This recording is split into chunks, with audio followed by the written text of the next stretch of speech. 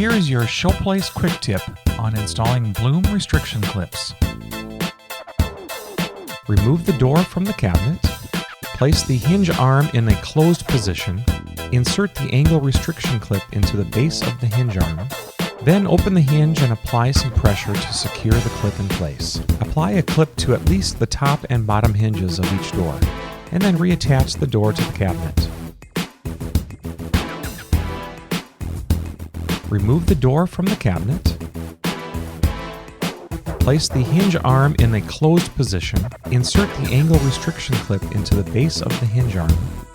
Then open the hinge and apply some pressure to secure the clip in place. Apply a clip to at least the top and bottom hinges of each door, and then reattach the door to the cabinet. Thank you for watching.